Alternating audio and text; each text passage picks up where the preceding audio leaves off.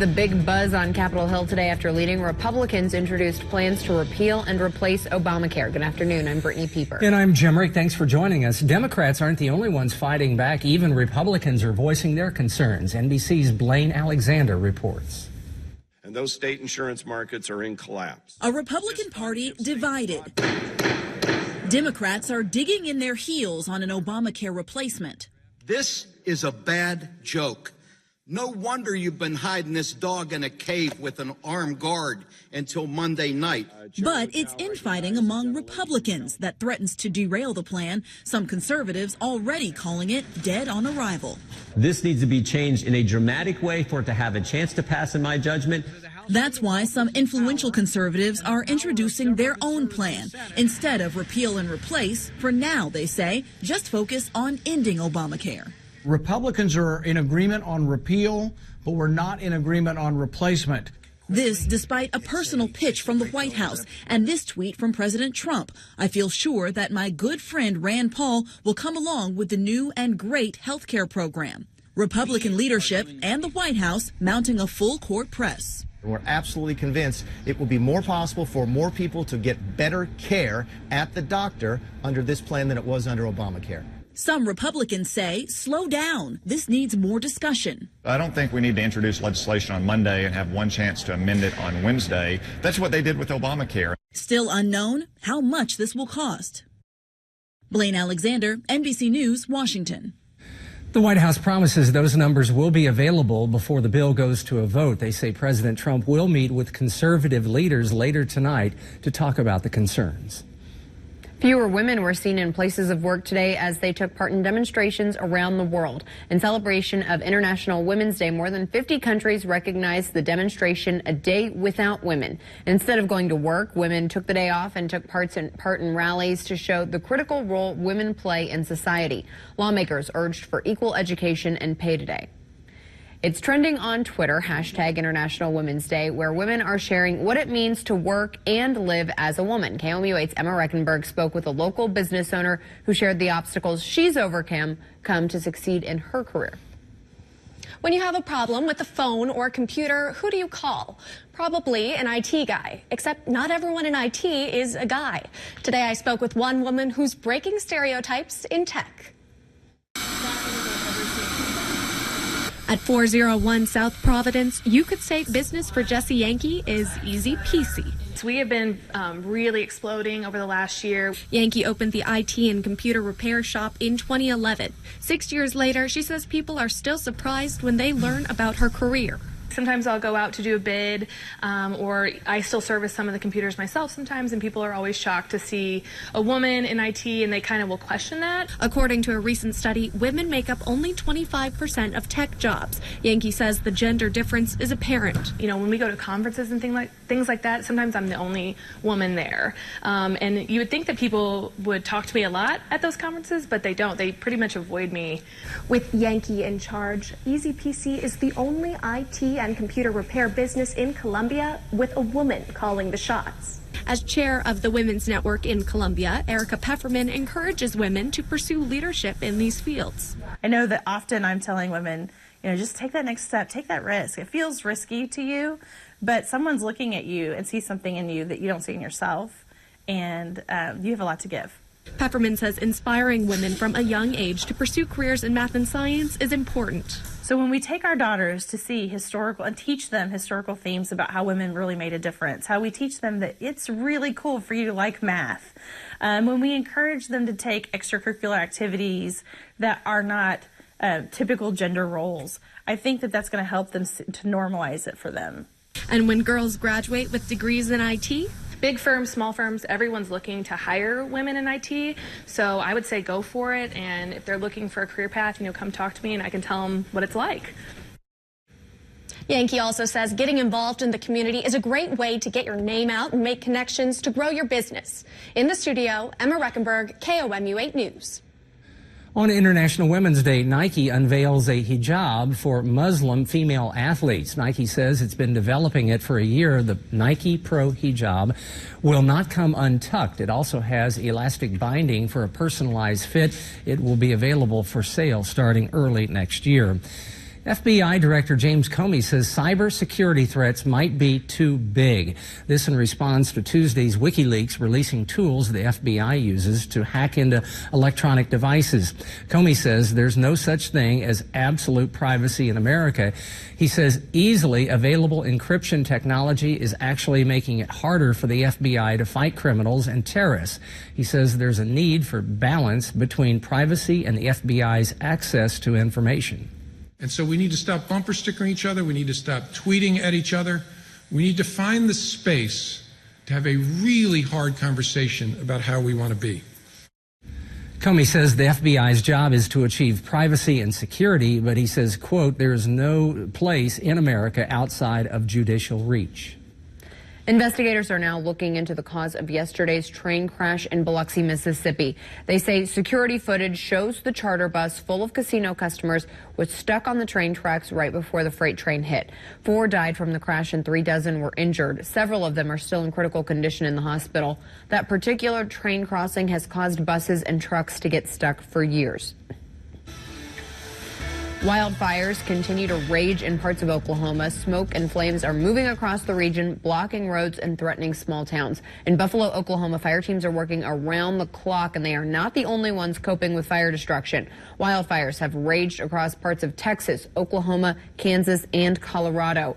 At least 6 people have died, 4 as a fire raced across the Texas Panhandle, and a woman frantically herding cattle in Oklahoma died from a heart attack, as well as a truck driver in Kansas who was overcome by smoke.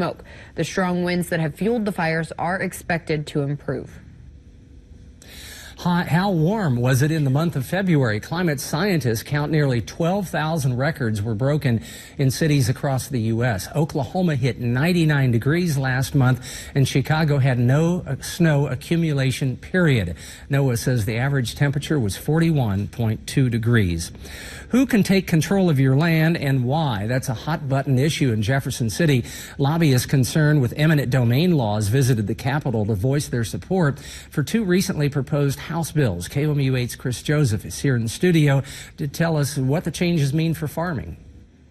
I spoke to the state representative who sponsored the bills and the lobbyists who fought for them today. Their main concern was taking care of their farms. It's wrong.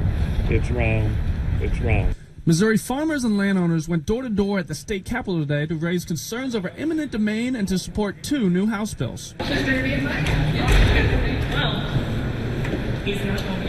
This group of people, they're not against progress, but they want to make sure that their land rights are protected. The bills would increase the regulation of utility companies when they place power lines on private property. The bills would force all project routing to take place on boundary lines, reducing the impacts on farmland. When they plant these poles out in the middle of our fields, it creates hazards for our equipment. Walker cited concerns over an Ameren project in North Missouri currently being litigated. We've started to learn that Ameren was they'd already set what they wanted to do, and they were not listening to the people. In a statement, Ameren said the company is, quote, committed to responding to the concerns of landowners, government agencies, county commissions, and other community representatives.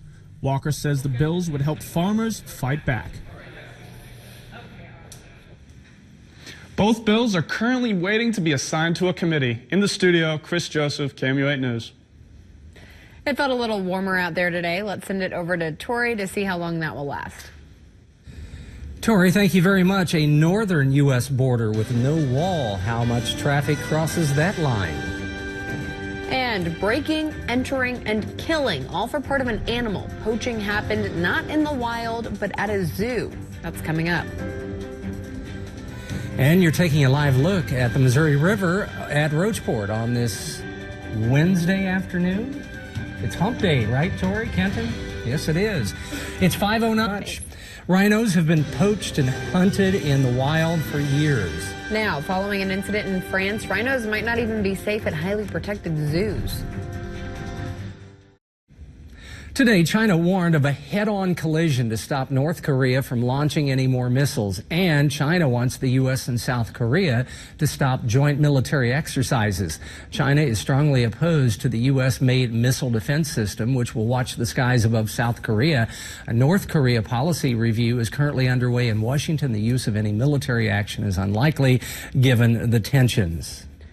There's been an increase in people crossing the U.S.-Canada border claiming to be refugees. Since January 1st, more than 180 people have crossed from the U.S. into Manitoba.